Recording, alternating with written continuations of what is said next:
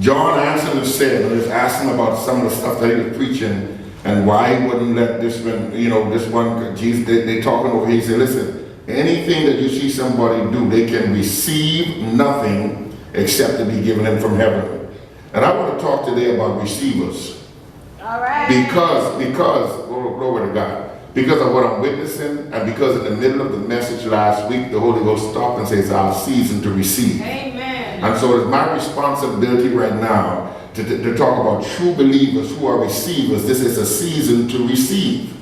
Now we have to understand this now, because the word has been released. God released the word to you. This is your season to receive. So now you have to shift your thinking. It's not so much about what you can do, it's about you positioning yourself to receive. Wow. Amen. I'm going to talk to you anyway, because contrary to popular doctrine, there's a difference between taking something and receiving something.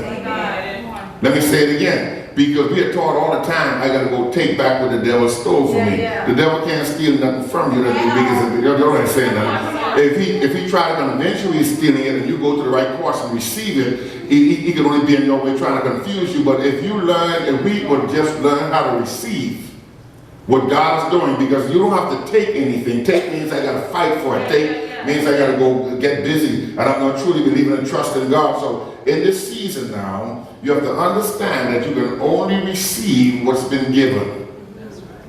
Amen. Come on. Whew. That's the same thing I'm saying. If it's been given to you, you don't have to fight for it. Amen. You don't have to battle for what's been given. Even in your natural life, if you have something and somebody take it from you, you don't have to go fight them. This country have courts. Yes. Amen. Some of you are in court right now. Somebody say amen. This country have courts that if somebody takes something from you or deceive you or any kind of way, you can go to the higher court and receive back what it is that was supposed to be yours legally. So when you and I, in this season that we're receiving this inheritance, we're receiving this harvest, we have to understand that even when the enemy lies, because that's all he does, we have to know that you have a right to come boldly under the throne of grace and go receive from God's throne what it is that he's already given unto you. Are we here together? I want repentance to be going on in your mind right now to understand that all things that is written in the eternal records of God concerning you, it is your time to receive it. Amen. The battle is not about you getting it, the battle is about you believing it. That's it right there. Y'all understand? But the enemy is going to fight you with being able to receive this word. That all you got to do is receive it. See, if you get past the battle of believing, then receiving becomes easy. Yes. Because when you get past the battle of believing, then what happens is that your whole speech changes. Yes, it does.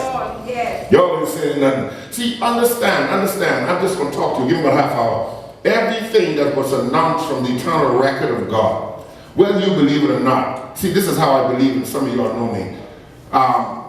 Mentor being here this morning was in the record. Yes. That's why when he walked up to me, I said, this is something that God is doing. It wouldn't happen this way if it was not on the record. Yes. That's how much I believe in him. I know you all have, some of y'all have your own plan. So what happened was, I believe that it's already been written in the record, but for whatever God's purpose is for him to come here and release that poem to help me, to help you, to help somebody do something for him. But I was able to receive that because it's already given. Yes. Because I believe in God's eternal plan. I believe that nothing just happens. I believe that God's will is already written concerning my life. I believe that every dot and every T has already been crossed. I believe that I've been made to be accepted. I believe that when Jesus got up, I was totally justified. So now what I need to do, since the timing has come, is I have to learn how to receive according to the time. Yes. God, I'm here by myself this morning. Because first of all, Demetrius, we have to understand is that everything in our life is predestined and preordained. And we have to learn, first of all, we have to learn that we're receiving based on promises. Watch this. Based on what's written in eternal records, based on what's written in the book of life, based on what's written concerning inheritance, and based on what's written concerning covenant. Yes. Lord, I'm going to say it here this morning. Let me say it again now, lest you catch up with me. You have to learn. Remember, that three-year record, the record's already been written, somebody says already done. So now there's an eternal timer for your life. So everything that you've been leading up to brought you to the season to receive. And you have to understand that it's in the record. The record concerns the will of God. It concerns the inheritance of God. It concerns the covenant that we have now. And I keep telling you all, you have to learn, deal with the covenant that's valid today. You cannot be dealing with God based on the law. It's invalid. You have to deal with the covenant that's on record today. The covenant of record is the covenant of grace. And God said, this is my covenant. I'm going to deal with you as an individual, with your heart and your mind, and I'm not going to deal with your sin. That's between you and your neighbor. When you sin against them, y'all work that out. But as far as I'm concerned, I'm not going to deal with your sin. Y'all ain't ready for this. And why we can't receive from God if we're so busy trying to register and line up and be good enough when he said, I'm not even dealing with that. Period. Let me just show you how this thing came to pass. We are all the seed of Abraham. I know I'm helping somebody because I feel it. We are all the seed of Abraham. And I want you to get to the place where you understand that you have now been shifted. I tell you, return to Genesis chapter 18, verse 14. Genesis chapter 18, verse 14.